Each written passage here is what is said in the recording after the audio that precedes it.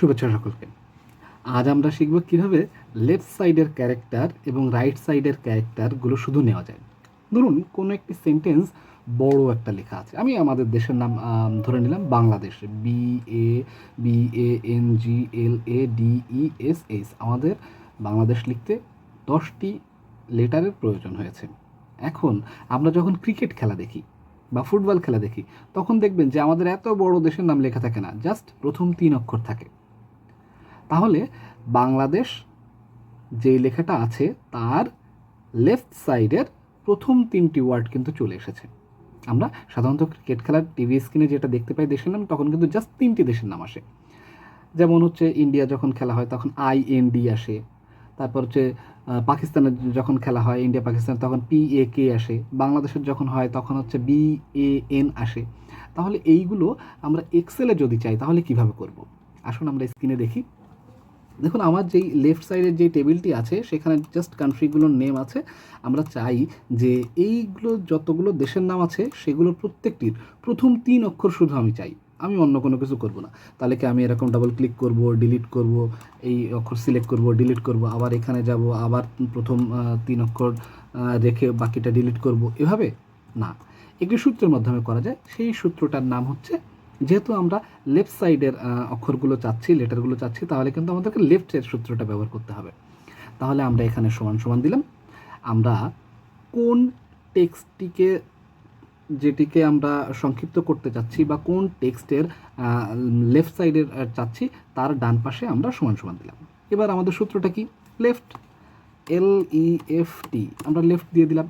এবার বলতেছে আপনি এখানে প্রথমেই টেক্সট দিন, কোন টেক্সট থেকে আপনি অক্ষরগুলো চাচ্ছেন। আমি চিনিয়ে দিলাম এই যে বাম পাশের যেই বাংলাদেশ সেটা, এবং কমা দিলাম।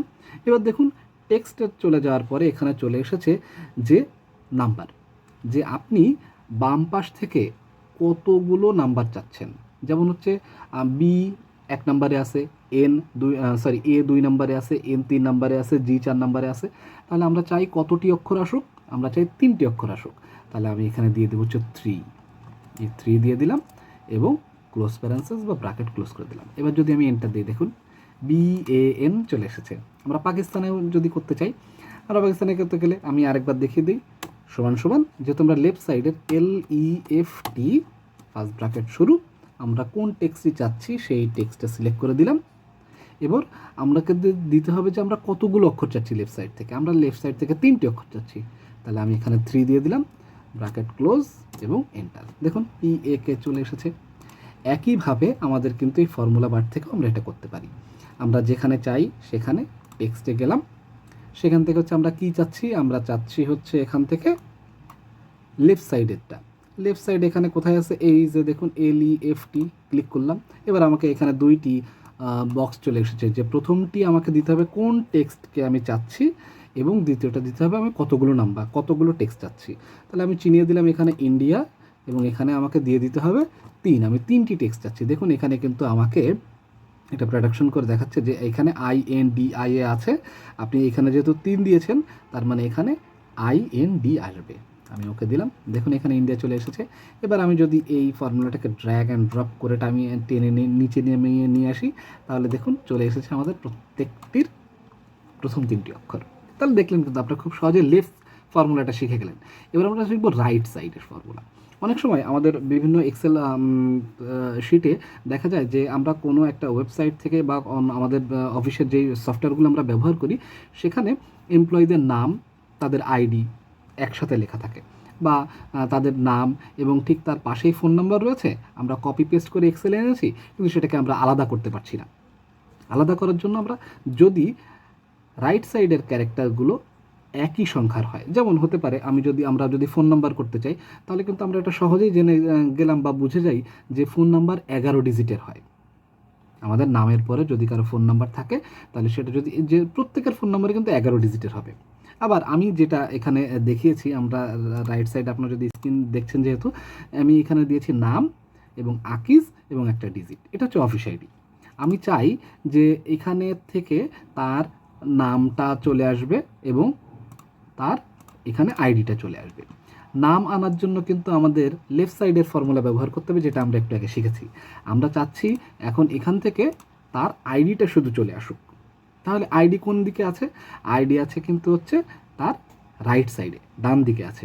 এবার আইডি যদি আমরা একটু গুনে নিই, যে 1 2 3 4 5 6 7 8 9 10 11 12 13 14, প্রত্যেকের আইডি হচ্ছে 14 ডিজিটের।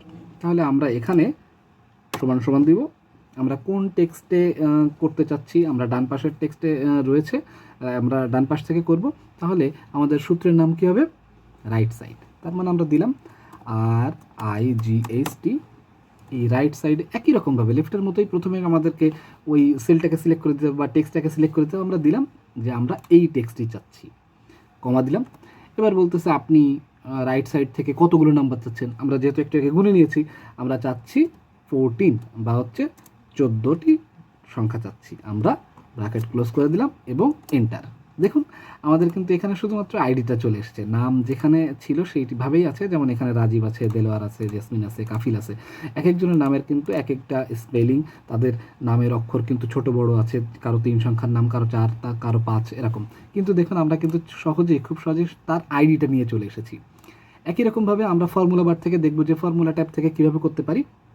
তাহলে আমরা চলে যাব ফর্মুলা ট্যাবে, সেখান থেকে টেক্সট, যেহেতু আমাদের কী করতে হবে? Right side. আমাদেরকে এখানে দেখতে হবে যে রাইট সাইড রয়েছে। আমাদের একটি পপ আপ মেনু চলে এসেছে এবং 2টি ঘর চলে এসেছে। আমাদেরকে প্রথমেই জানতে চাচ্ছে আপনি কোন টেক্সটিকের রাইট সাইডে চাচ্ছেন। আমি বলে দিলাম আমি এটা চাচ্ছি। ওকে, ঠিক আছে। এবার পরের সেলে বলতেছে যে আপনি রাইট সাইড থেকে কতগুলো ডিজিট চাচ্ছেন। আমরা 14টি চাচ্ছি, আমি এখানে লিখে দিলাম 14। দেখুন এখানে কিন্তু প্রোডাকশন করে আমাকে দেখাচ্ছে যে জেসমিন আকিজ নাম্বার রয়েছে এবং 14টি যদি আমি নেই তাহলে নিচে আমার এরকমভাবে আসবে। তাহলে আমি ওকে দিয়ে দিই। দেখুন খুব সহজেই কিন্তু তার আইডিটা, নাম থেকে টোটাল আইডিটা আমি আলাদা করে নিয়ে আসতে পারলাম। আমি কপি করে যদি এখানে পেস্ট করি তাহলে কিন্তু এখানে দেলোয়ারেরটা চলে এসেছে। আবার এই ফর্মুলাটাকে যদি আমি ড্র্যাগ অ্যান্ড ড্রপ করে টেনে নামিয়ে নিয়ে যাই তাহলে দেখুন এখানে কিন্তু তার শুধু আইডিটা চলে এসেছে।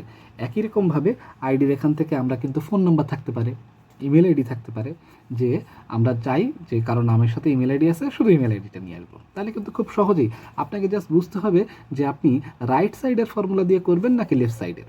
দুটির যে কোনো একটি ব্যবহার করলে আপনি করে ফেলতে পারবেন। তাহলে আপনারা কিন্তু খুব সহজেই শিখে গেলেন কীভাবে লেফট এবং রাইট সাইডের ফর্মুলা ব্যবহার করতে হয়। আর এতক্ষণ আমার বকবক শোনার জন্য অসংখ্য ধন্যবাদ। আপনাদের সাথে দেখা হবে আগামী কোনো দিন। ততদিন পর্যন্ত ভালো থাকবেন।